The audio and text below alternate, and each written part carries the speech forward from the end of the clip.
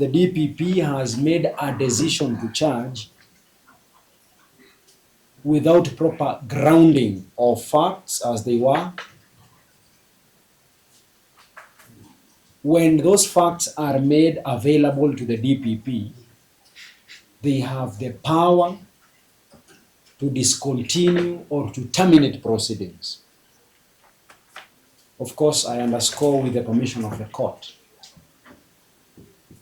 Your Honor, we are urging you with humility to grant us a latitude of 14 days only, so that we can make this information available to the DPP.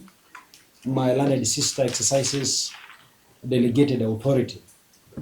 And if we furnish this information sufficiently to that office, we are persuaded beyond adventure that indeed there will be a turn on the decision that the DPP has already made on this issue.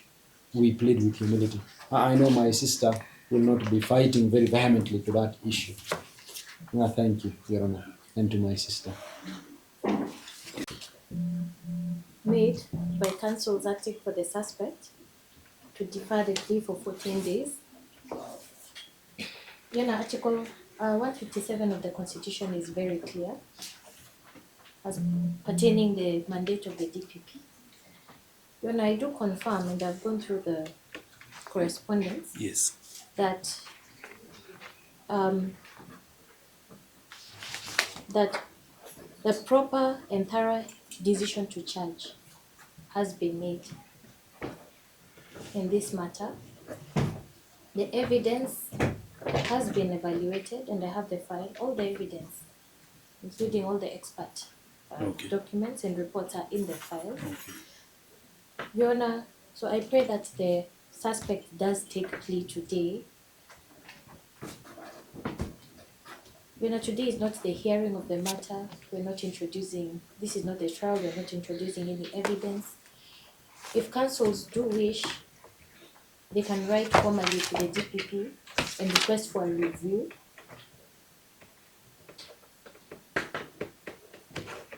And the reviews are always entertained by the DPP. And the decision and explanation given thereafter. Your Honor, there is no good ground for the deferment of the plea.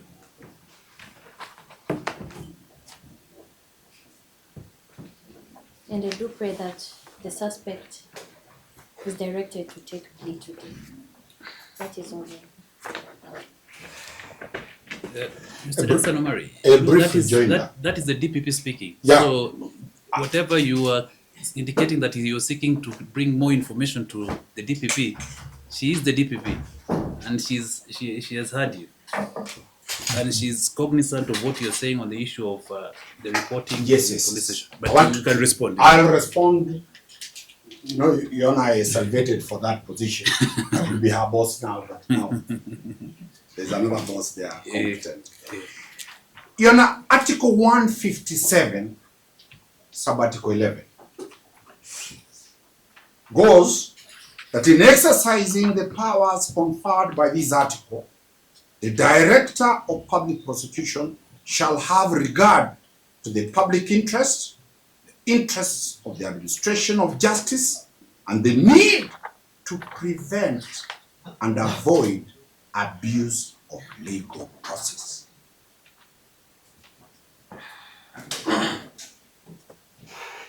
The officer who approved the charges approved based on delegated authority of the DPP. And that is why they are all over the country. We are now moving to the director to bring this to the attention of the director of the DPP for review. We are not challenging that decision to charge. It was done by a state council clothed with power to make a decision. That one we are not challenging.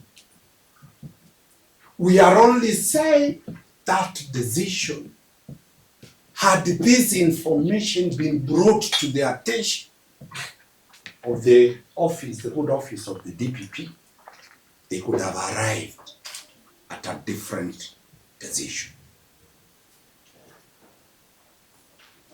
The officer here has considered that there are provisions for review.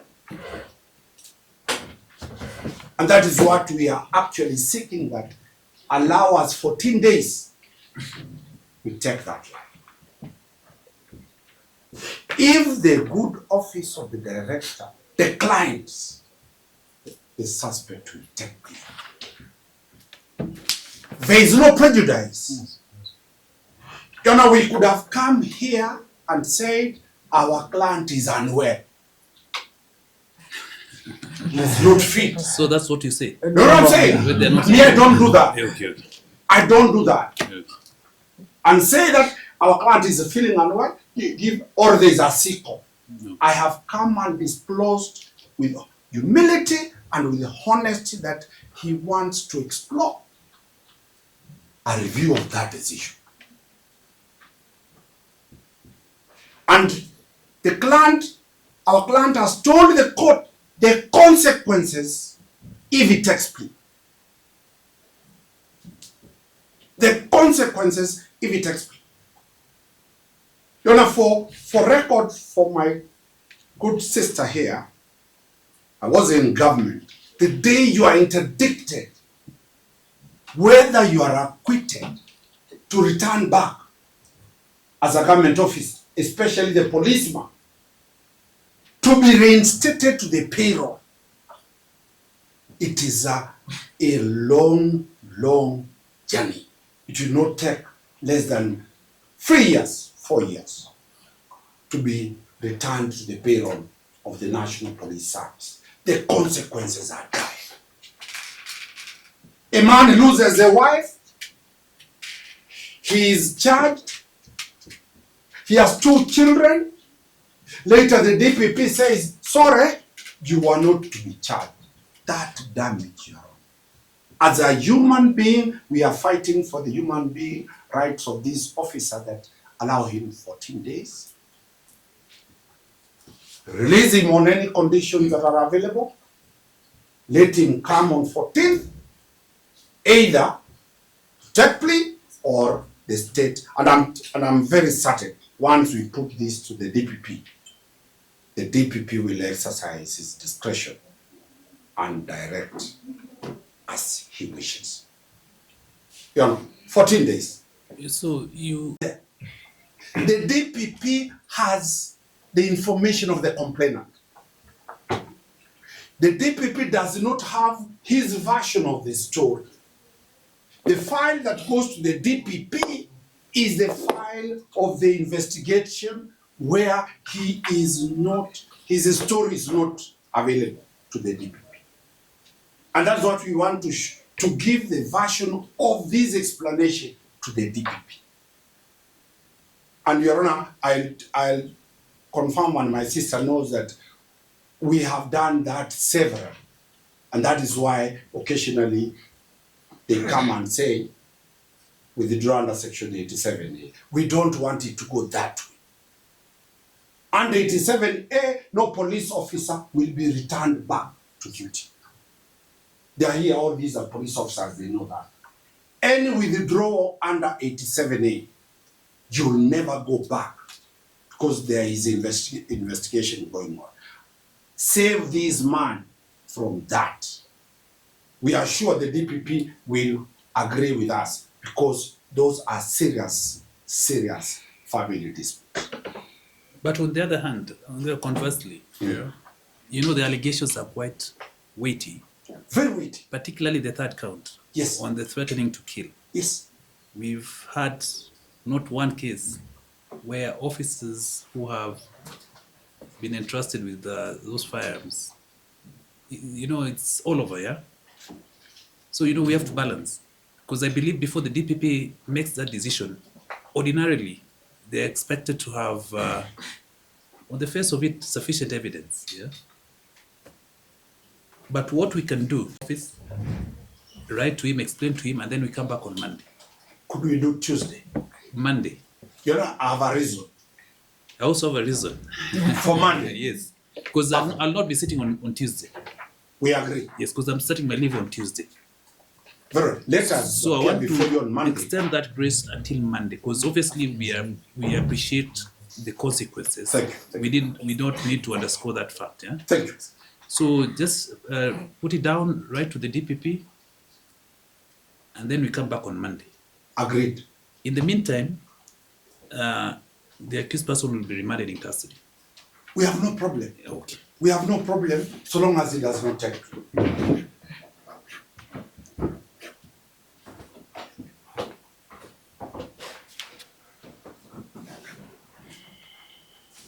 Can be remanded at Capitol Hill Police Station. Is Capitol Hill okay? That's okay, Your Honor.